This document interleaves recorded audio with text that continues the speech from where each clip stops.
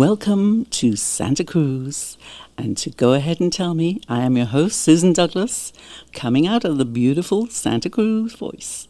So today I am so excited to introduce you to Marcia Sivek and to talk about one of my absolute favorite animals, the cheetah. I've always loved cheetahs, so this conversation means a lot to me. Marcia is the Development and Communication Associate with the Cheetah Conservation Fund, and her journey to this work is anything but ordinary. From environmental engineering to nutrition, through personal loss and a season of reinvention, she found her way to working alongside Dr. Laurie Marker to help protect cheetahs in Namibia and Somaliland. This episode is about courage, second acts, and discovering purpose in unexpected places. If you've ever wondered whether it's too late to pivot or to make a meaningful impact, this conversation will truly inspire you. Marcia, I am delighted to welcome you here today. Thank you so much for coming to speak with me. Oh, thank you, Susan, for having me on the show. I really appreciate it. Well, we're going to delve into all things cheetah. That is wonderful. Hopefully I can answer everything. So You will. Yeah. You will. I must say you do have a lovely radio voice. Oh, thank you. Yes. It's very soothing. Very nice introduction. Thank you. You're welcome. So, listen, let's start at the beginning with the Cheetah Project, at least. Yeah. So take us back to 2017. What was happening in your life when you met Dr. Laurie Marker? Yeah, it was a big transition for me. I was, I was in between work, and I had recently lost my sister to cancer. And I'm so sorry. Yeah, thank you. And I was very what am I going to do with my life? I just had this big transition of my nutrition career kind of coming to a halt all of a sudden. And then with the loss of my sister, I'm having to move back to Michigan and for a little bit to help out there. And coming back, it was hard to rebuild myself. And so I had to figure out, what do I like? What am I really interested in? And at that point, I was involved with March for Elephants and elephant conservation and just volunteering for them. So I went to a Wildlife Conservation Network. And it's an expo that's held in San Francisco every year in the fall. And I ended up at the table with Dr. Laurie Marker and the cheetahs. They had a big Anatolian shepherd there, which is a livestock guarding dog, which we can talk about later. But, Right, yeah. Yeah, and so I started talking to her, and I'm like, I really need to do something. And she's like, you should just come over and be a working guest. And I'm like, I don't have any conservation experience. What am I going to do there? She's like, come on over, So 2 months later, I found myself in Namibia. How did she talk you into it? She really didn't have to say much. I was just, it was mainly me, looking at my husband, can I?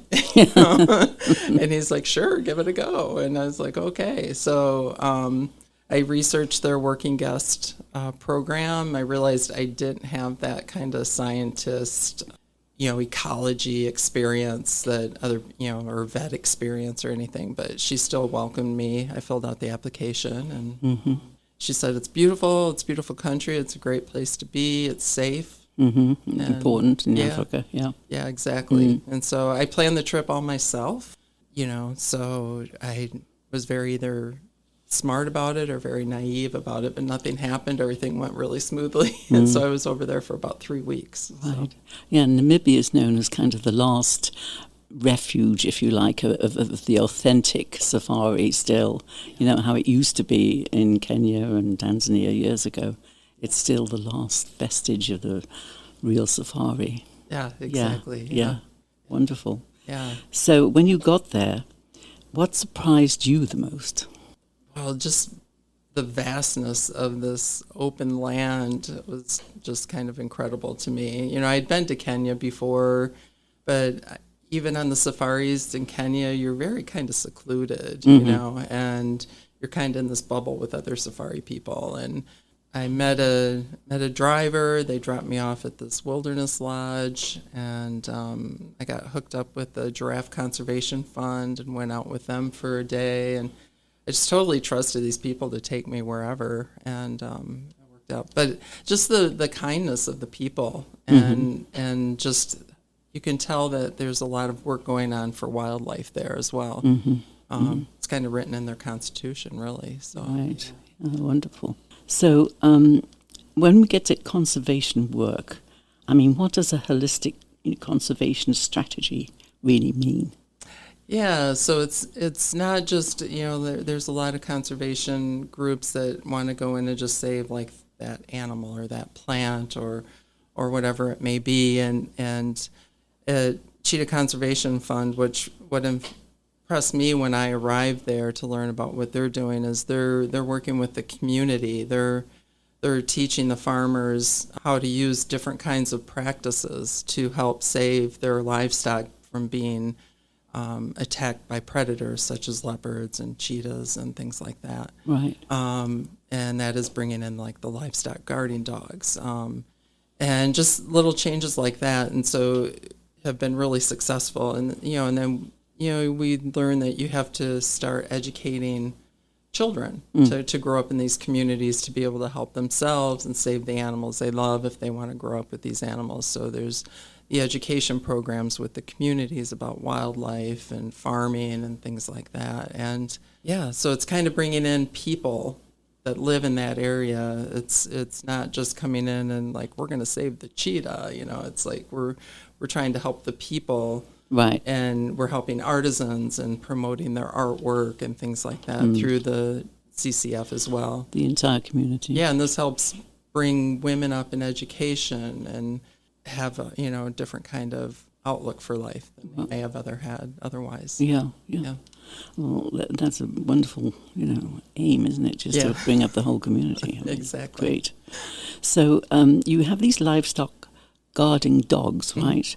And so what difference have they made to the farmers since they've been introduced? Oh, amazing. Yeah, so the program is about over 30 years old right now. So yeah, just to give a side, so when Dr. Marker moved to Namibia in 1990, she realized there was a lot of retaliation kills, and a lot of these, like if a goat was killed, there would be, the farmers would see a cheetah eating it.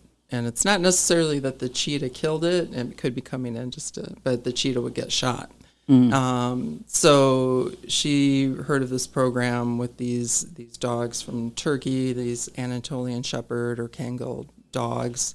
And what they do is they protect the livestock, and they're big barks and very intimidating kind of dogs. I mean, they're super cute and everything too to us, but they do have a loud bark, and they're raised with the livestock, and so they'll protect. But yeah, it's been very successful. It's probably been, above 85% improvement. Oh, that's amazing. Yeah. Wow. It might be higher than that actually, but so yeah, the program is a big deal there. So we have a model farm in Namibia where we have puppies that are bred and they're raised with the goats on the model farm, and then from there they're released to farmers in the area, and the farmers are vetted. They have to go through an application process, and we do have a team that goes out and makes sure the dogs are cared for and well taken care of and doing their job. So. What a brilliant idea! Who came up with that idea?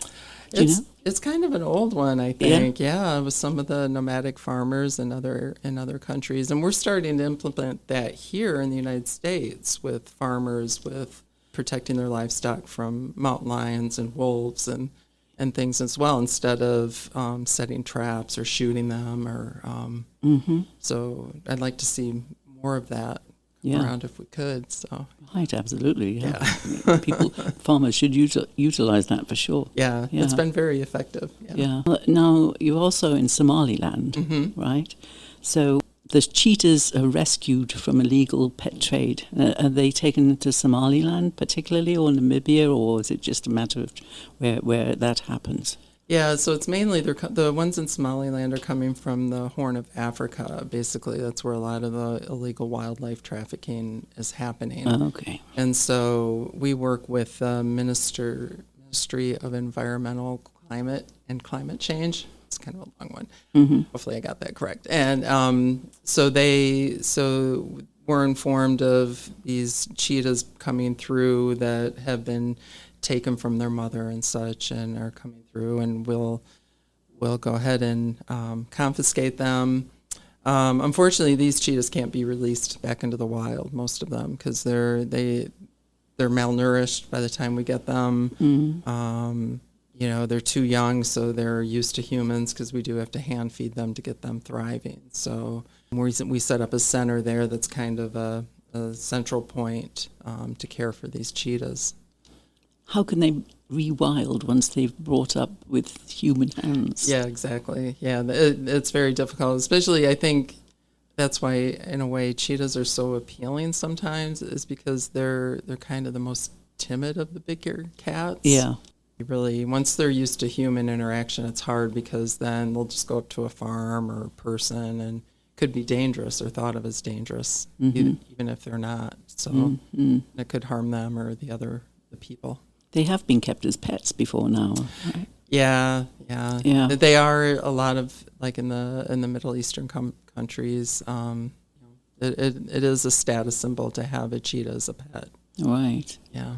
Wow. Unfortunately. Yeah. I actually contemplated myself, but then I thought, no, won't work. If I leave Kenya, where I was thinking about it at the time, and go back to London, then how am I going to walk the cheetah down the high street? Exactly. And then how do you feed it a big carnivore diet and keep it healthy? Exactly. It was a wonderful fantasy, though. Yeah.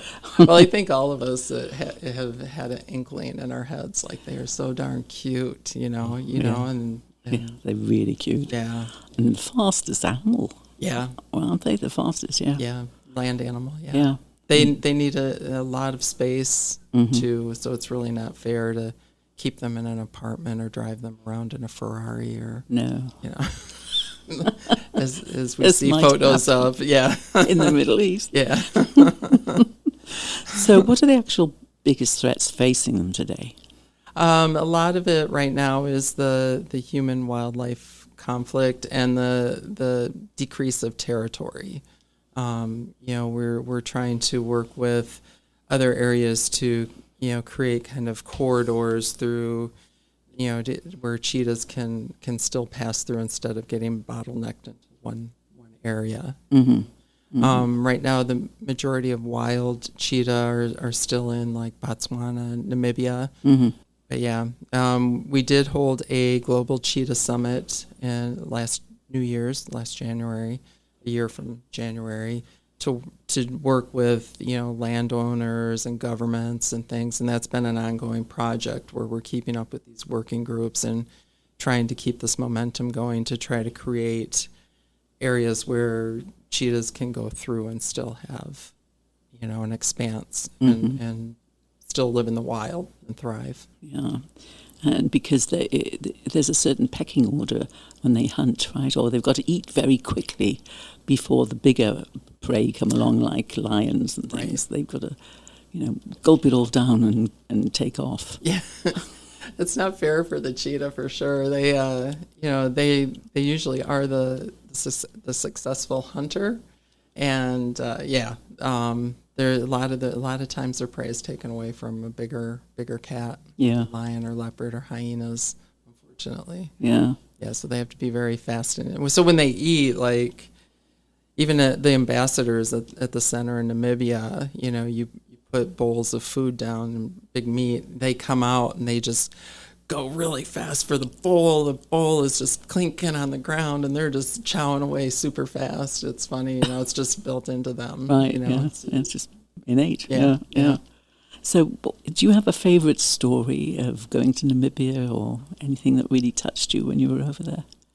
Oh, gosh, it was such a whole new experience. I learned so much there because I was very naive about cheetahs when I'm there, and I still probably am in many, many ways. I'm learning every day of what's going on. But, my favorite thing was just, it's kind of a combination of things, to work with some of the students and interns that were there, the Namibians, and we had a lot of fun, like, when the younger students came in from elementary and stuff, we would do like a cheetah run or talk about the cheetahs. And it was just really fun to see these kids' faces light up, and I was one of those kids too, because I was learning too, and it was all very exciting. Yeah, just being out there and to be able to see the cheetahs. Afterwards, I did go to Arindi and stayed there, which is a preserve as well. And I was able to see the released cheetahs, a couple of the released cheetahs that we had over there. So it was kind of fun.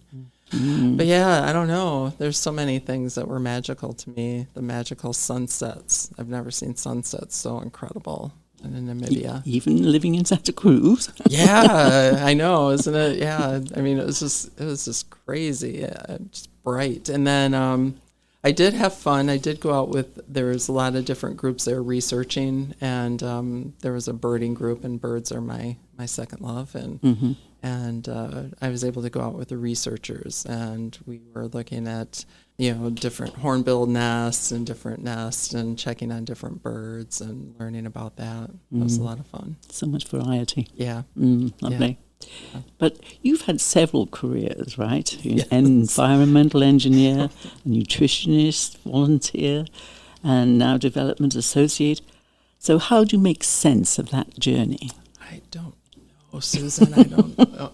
No, I know. It's, I started out as a geological environmental engineer because, I loved being outside, and I loved being in nature. And my husband and I were both older going back to college, and so I took that route and got my degree. But once I started in the career of, I thought, well, with environmental work, gosh, it's going to help me help save the environment. It's going to be good. And I realized that's not really part of the job.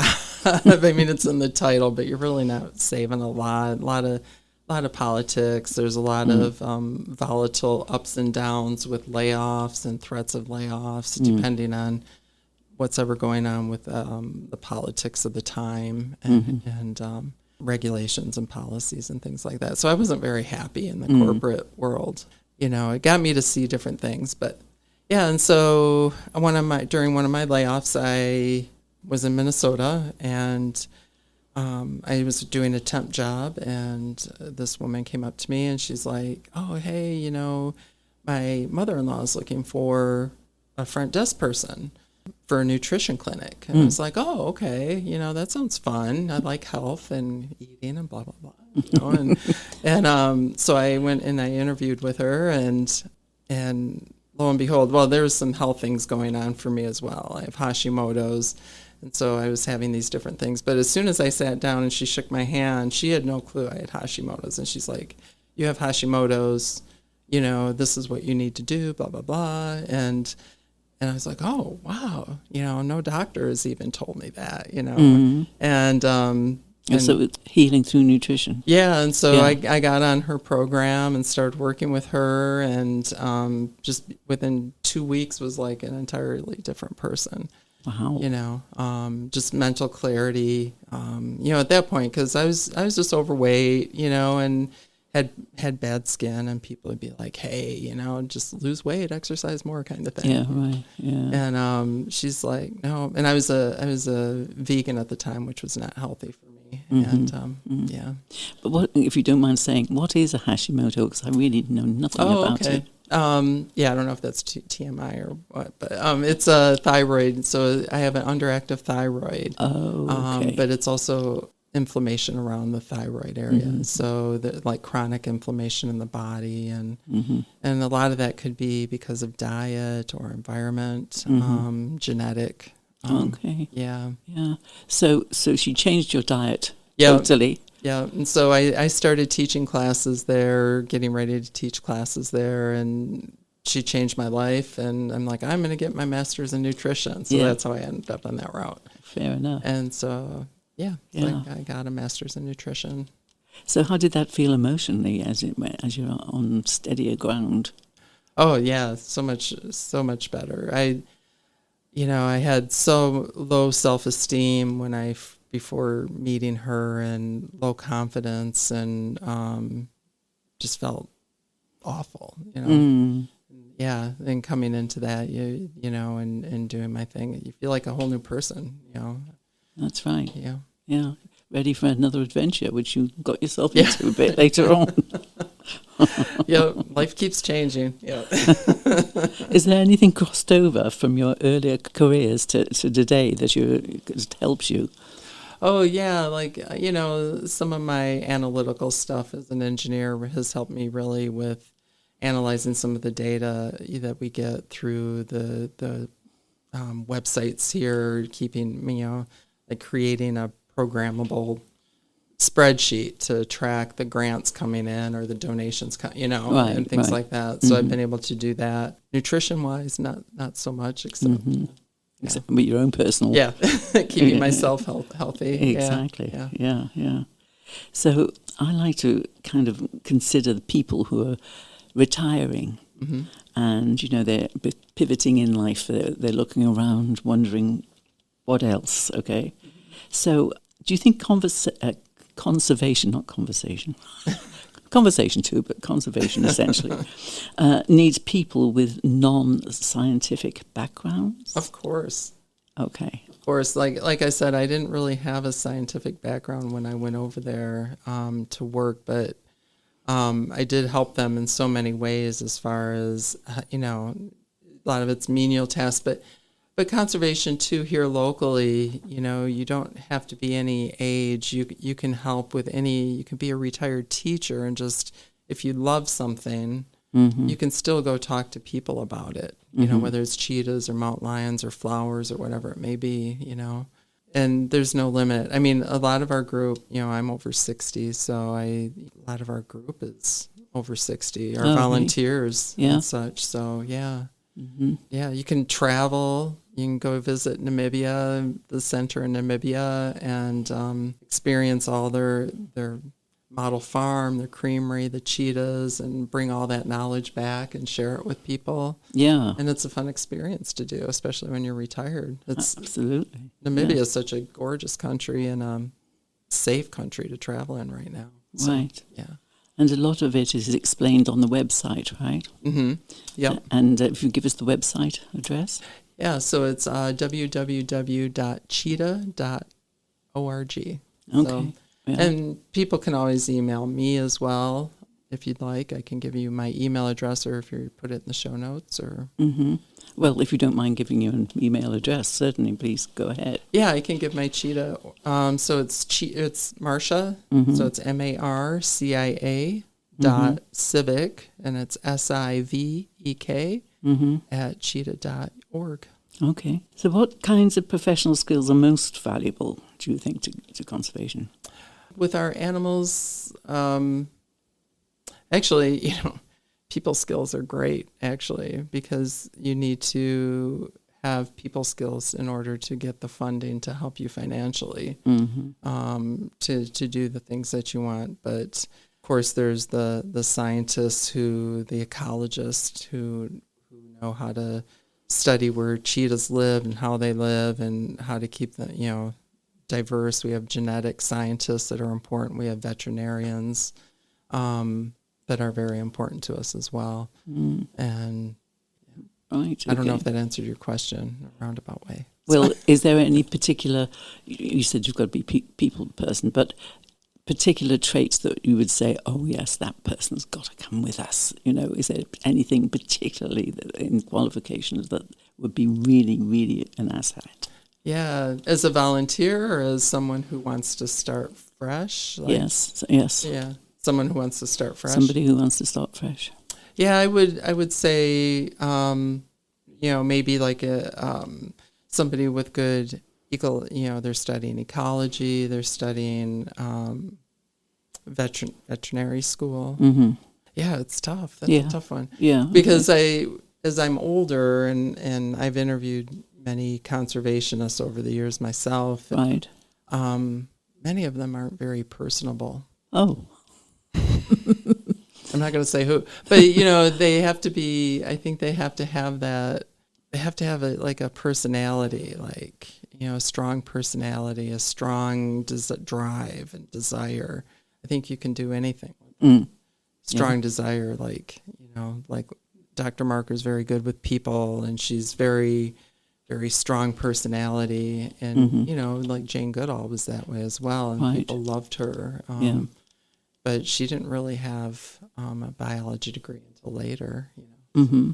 But she did a lot of work. Yeah. Do you know how she got into it? Dr. Marker? Yes.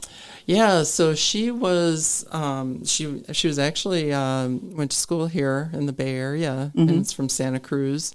Then she moved up to the Northwest area and was working with a wildlife park there. And there was a cheetah there, Kayam, and she had a project going where she wanted to see if, you know, they could train a captive cheetah to hunt. Yeah. And so she took Kayam to Namibia and did that experience, and they could. But when she was there, she realized there was a lot of these cheetahs being killed by farmers and stuff, and it didn't necessarily need to happen. And she's like, nobody's doing this. Nobody's helping them. Yeah. How can I help and all that, you know? And so she basically like went back and sold everything or whatever and packed up, went to Namibia, just ventured out on her own. Just, a real calling. Yeah. Yeah. Very strong. Yeah. Wow, yeah. It has to be. It has to be to do that. Yeah. Yeah. You've got to know in your soul that this is absolutely what I need to be doing. Exactly. Yeah. And she's dedicated her entire life to this and doing incredible work. Yeah. Yeah. Right. So what does success look like for the conservation in, say, 10 to 20 years? I'd like to say hopeful. You know, with all the work that a lot of awareness is coming out, I sometimes doubt that hope, but right now we are holding kind of steady on numbers of cheetahs in the wild, at least around Namibia and Botswana. And I think the more awareness we can bring can keep that hope alive. We are facing battles, of course, with this new government. They're cutting a lot of these environmental acts and protections that some of the animals need. And we're lucky here in California because I think we're fighting back with some of the protections of mountain lions and things that are trying to be taken away that we fought really hard to have. Right. So I think if we can all stay strong and vote that way, and there can be hope. Yeah. How important are donor relationships to the conservation? Very. They're like our backbone, really. I mean, to be able to do this work, we wouldn't be able to do it without funding from donors or sponsors or corporate collaboration and such. And we're fortunate in this area. You know, CCF does have a lot of dedicated donors, which is great. And so we're always trying to educate people, getting the word out there. Yeah. You know, introducing new people. Right. How do you do that to just, attract attention? Yeah, that's the $1 question, isn't it? Yeah. But like here locally, what I do is I try to do different events, and sometimes it is like throwing spaghetti against a wall, I try to do tabling events like at the Santa Cruz Natural History Museum on First Friday. And you may, it's not like a busy, like a lot of people coming by, but you may reach one or two people. We do paint events where we were in a brewery and we had an artist come and do Paint a Cheetah, which brought in some children, and we had an Anatolian shepherd there. And, so we're trying to be creative in different ways and trying to think of different speaking engagements, coming on podcasts like this and getting the word out. And yeah, absolutely. Yeah. It's a constant task. Yeah. No doubt.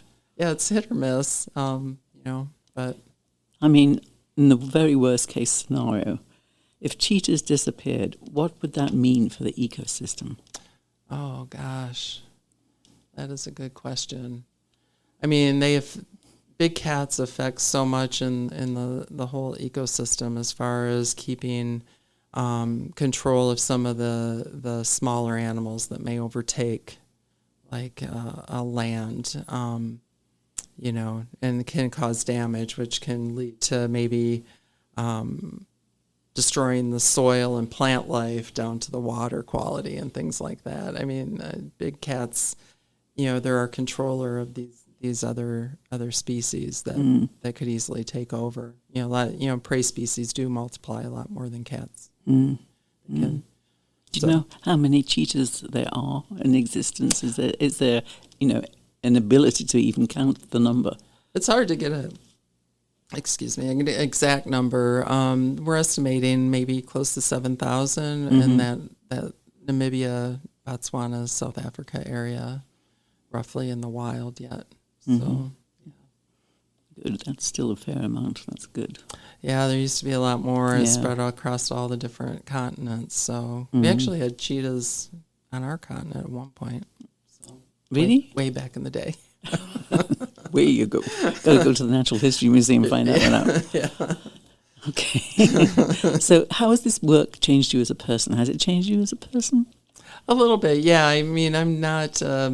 I'm kind of a shy person in general, and for me to get out and do some of these events and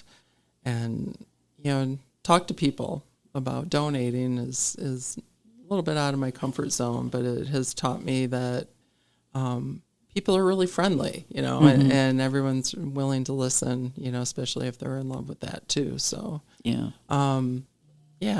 It's given me a little more confidence in getting out there. Do you go nationwide?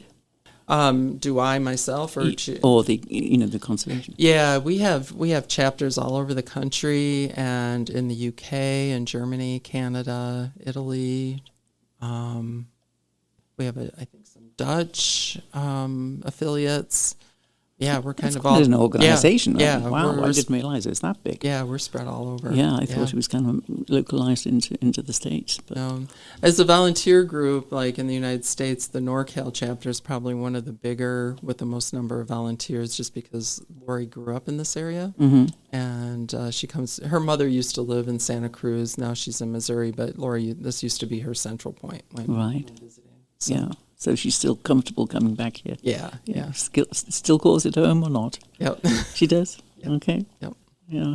Has she managed to take anybody over there to stay with her as for company or, in work or whatever? Has she managed to attract others, stay there on a constant basis? Oh, to get to Namibia? Yeah. Oh, yeah, definitely. Well, there's the working side. We do have vet interns and other interns that go to Namibia and Somaliland as well. But there's the Namibia center is set up for tourism. So there's some nice lodges and nice facilities and things to do there.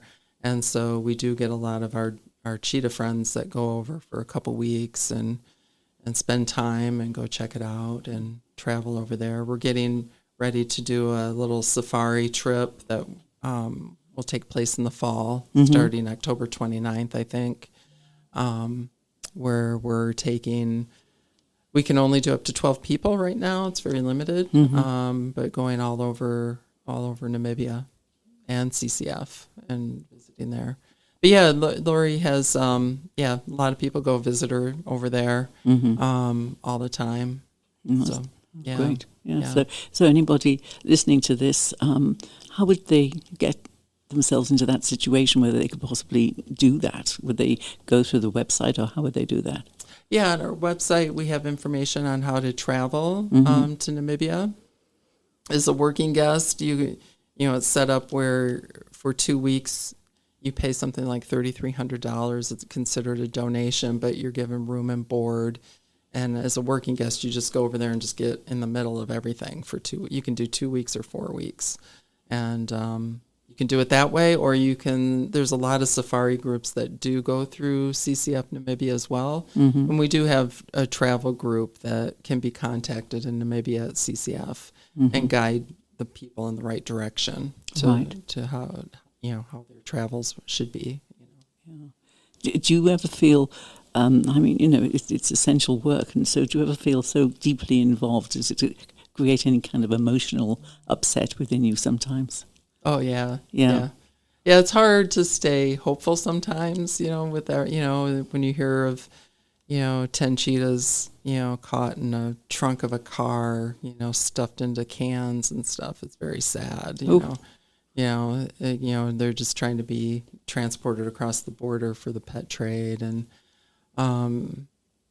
yeah, it's just, but I do stay hopeful. I think we have a really good group of people.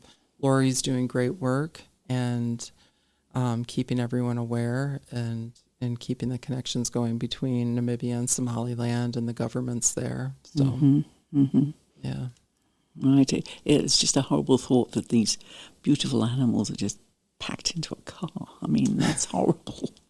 Yeah, it's devastating. Just to, we want to get into it, but they're taken away from their mother at a very, very young age, and too young, where they're weaned off, and who knows what happens to the mother for them to get the cub. Oh, really? So, yeah. Oh, dear. And the ones that we get, unfortunately, I think it's like, I may be wrong, but it's close to like 75% that we may not even see that go through, that probably didn't survive or that we don't see. So, so what kind of security is out there to catch this happening? Yeah, well, Laurie'd probably be a good one for this one, but we do work with different agencies over there, law enforcement agencies and the government, who are on constant patrol for this, and the airports and the roadways. So there is a lot of work being done and awareness, where with the enforcement groups, which has been really helpful. Mm-hmm. So, did that answer your question? Yes, it does. I mean, there had to be some form of control and coming from somewhere. Yeah.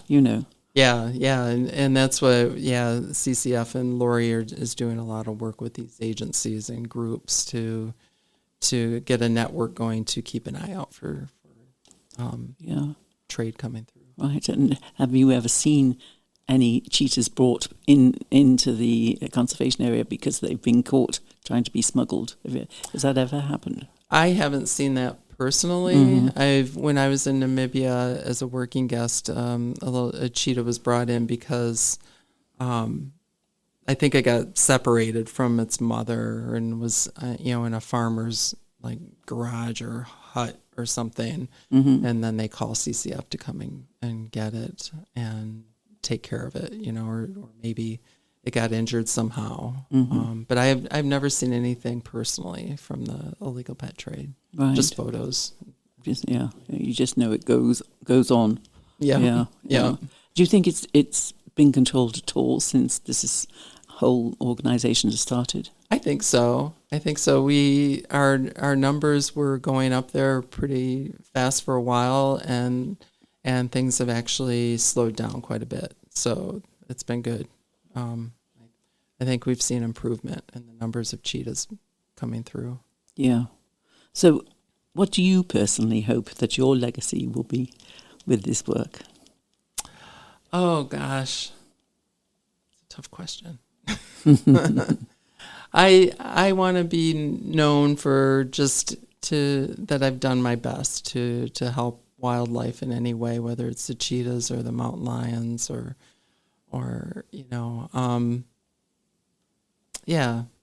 I don't really want to be known as a donor engagement person, but just somebody who's passionate about wildlife and animals, and did as much as I could, I think, in my realm, hopefully. Yeah, indeed. Do you manage to hold them, pet them when you're over there? I mean, can you pet a baby one?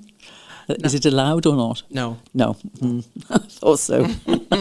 It's so tempting, though. Yeah, it is very tempting. There was, like on the way to the breakfast nook, they do have ambassador cheetahs there, and they do lean up against the fence, and their fur's sticking out of the fence, and it's very tempting to just kind of, you're not allowed to touch them. No, because I'm just wondering, as you say, that they have to be taken care of by human hands when they're babies and everything. And so what is the process, do you know, of trying to rewild them, you know, to take them from that stage to looking after themselves again in the bush? Yeah, so I think our vet team determines, you know, like the care. Like if they come in too small and there's a lot of hand feeding, and I think it is too difficult. But if we get a cheetah that comes in that's injured, that needs, like, maybe its leg fixed, and it's in that younger to adult kind of age group, then the center is created so there's these back areas where you can just put a cheetah back there, you know, get it fixed up, put it back there, minimal human impact. And so when you're feeding the cheetah at that point, like meat or whatever, you're just kind of taking a truck and throwing the meat over the fence, and you know, you may not see the cheetah come out at all. And even, you know, when it gets healed and ready to go, then we will find a place to release it, you know, at one of the conservancy areas, or you know, to release it back in the wild. Our goal is to not keep them if we don't have to. Right. Yeah. But if they are too young, a lot of times they come in malnourished, and there may be bone issues or you know, and they wouldn't thrive in the wild anyway. So they may become an ambassador animal that we care for at the center. Right.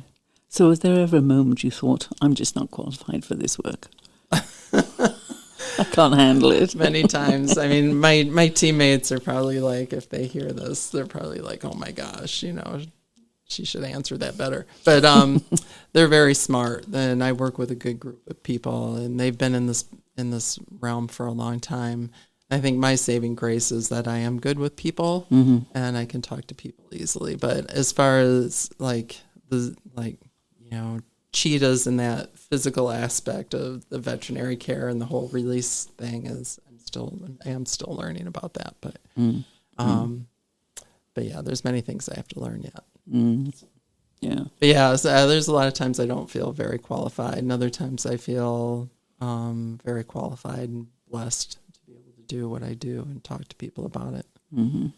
Are there any fundraisers coming up anywhere in the world, really, or the territories that you cover?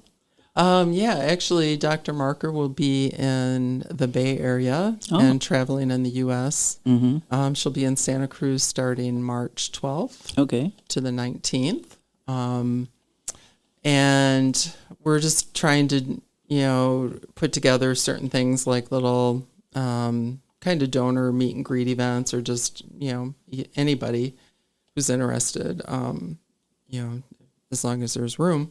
You know, maybe like a little gathering, informal gathering, so Laurie can talk to these folks and they can meet her. We do have fundraisers going on, though, throughout the whole U.S. on her tour here.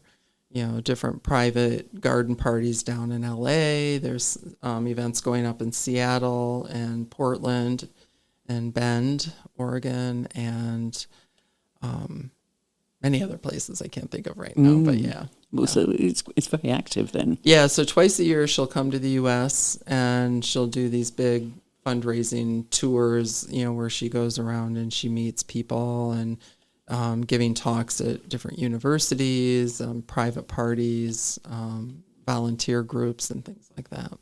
Yeah. So, yeah.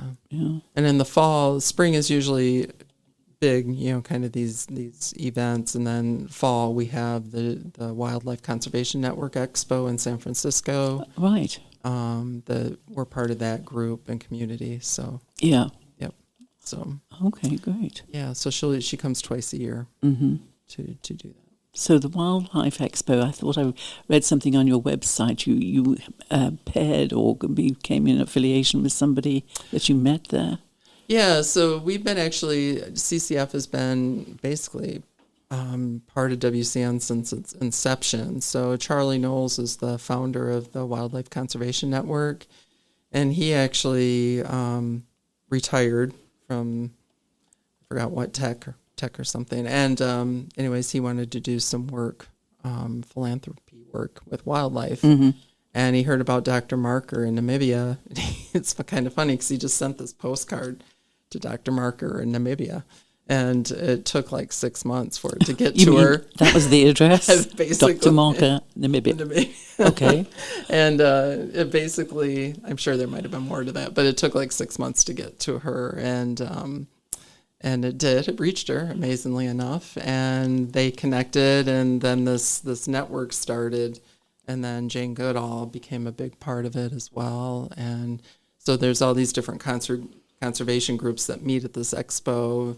They give talks to people, kind of share their stories and hope usually. And and then they have workshops with other conservationists on how to work together, how to build up impact, donor impact, or fundraising, or other things that they may need out in the field. So yeah.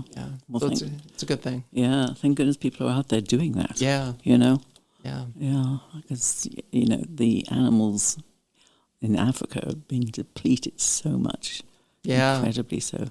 Yeah, and their territories are just getting gobbled up with people and populations, and their territories are all broken up and different. Yeah. So, I would love to be able to keep our cheetahs and elephants and all those animals alive. Absolutely. Yeah. Yes, we had an artist on the show not so long ago, actually, Michelle McClune, and she was mentioning that she witnessed the last white rhino. Oh, yeah. Yeah, a male rhino she painted. Yeah. Yeah. Yeah, that was amazing. She was actually one of the first vets to go over with Laurie to Namibia. Oh, was she? Yeah, she's a vet as well, and she went over there in the 90s, before there was really even a center in Namibia, and was a vet over there, a veterinarian. Yeah. Oh, yeah, she's very African child. Yes, is Michelle. She is. Mind you, she's also a Californian one, because she actually is a docent for the what is the park now? Just Ano Nuevo. Yeah, Ano Nuevo. Yeah, yeah, where the elephant seals are, and that's our own specialty, isn't it? The elephant seals that come in, absolutely amazing. Yeah, yeah. I think she was a docent on the whale watching boats too, as well. Yeah.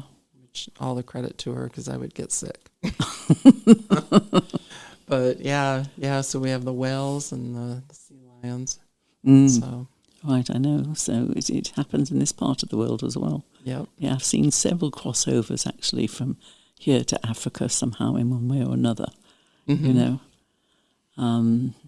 it's very, very interesting. So, again, if you would like to tell people the website and how they can contact, because it's important work and it's evolutionary. So let's go there again. Thank you. Yeah, so the website is it's www.cheetah.org. That's O-R-G. Or they can just email me directly if they have any questions, and I can steer them to the right person if I'm not the right person. And that's marcia.sivek@cheetah.org. Right. So, Right. And then all the events that are coming up, are they posted on the website, or is it put in newspapers, or how do you get the word out on that? Yeah, so the events will all be posted on the website as they come up. And right now it might be a little light because we're just finalizing her travels at this last minute. But some of the local ones, like if it's just a meet and greet, I may just send out emails to people. So if you're interested, if you're in the Bay Area and want to meet Laurie in Santa Cruz, just email me so I can get you on the list and invite you. But she'll be happy to talk anybody's ear off about cheetahs. So. Maybe she can come back here and talk. I would love for she could give you way better information than I could about cheetahs and the pet trade and stuff. But that whole experience has just changed my life. And I'm sure it has. Yeah. It's of such value. Yeah, thank you. Yeah, absolutely. Yeah. So is there any kind of message you'd like to get out there to people thinking about maybe, turning their life around and doing something different, like becoming involved with this? Is there anything you'd like to put out to people? Yeah, I think if you find yourself in a place where you're not truly happy, and you're really passionate about something, I think it's worth giving that passion a try. To don't be afraid of it and get out there and make a change. You don't need to be like in conservation, whether it's cheetahs or mountain lions or sea lions or whatever. You don't need to be a scientist or an ecologist. You can be an artist. You can express yourself that way. You can be a poet. You can be a writer. You can be a really good speaker or a teacher. You don't need that scientific experience that people think to hold them back. Yeah, courage is a big player. And courage, yep. Yeah, I mean, what does courage look like to you? Yeah, I don't know. I mean, my life changes. I can't say if they were courageous or not. I think they were force of choice, or I had to make that choice in a way to make the changes in a way. Courage is to be able to take something that you are really passionate about and just go for it. I mean, like Dr. Marker did. She just dropped everything, moved to Namibia, lived in a van for a while until she got set up. That's courage to me. That is courage. Yeah, absolutely. Courage and dedication. Yeah, living in a van in the Namibian, is it desert or bush? Pretty much or bush, bush, desert, yeah. And being a woman. Yes, by yourself. You do that. Yeah. That is actually amazing. Yeah. So, I mean, I think that's real courage. And I think, I think to be able to do what you're really passionate about, where your heart is. Okay. Yes. Sometimes I was forced to make changes, but I'm glad I did. I mean, I don't regret anything that I've done. Right. So. Yeah. Well, thank you so much for coming by here today. Thank you. Yeah, I hope that we've inspired some people to get involved. I hope so, too. And help save the planet, in fact. Exactly, yeah. I think, I think we need to, if we can take care of the planet, we can take care of ourselves and keep it all going. Right. Yep. Thank you, Marcia. Really appreciate it. Oh, thanks, Susan. So if today's conversation sparked something in you, curiosity, purpose, maybe even a calling, I encourage you to learn more about the Cheetah Conservation Fund and the many ways to get involved. Whether you're a mid-career, recently retired, or simply ready for something meaningful, your skills and experience matter. Thank you for listening. If this episode resonated, please share it with someone who might be ready for their next chapter. Until next time. Today, for the cheetahs, I am playing you out with Cinematic Heaven by Laurie Marker from the Free Music Archive. License CC.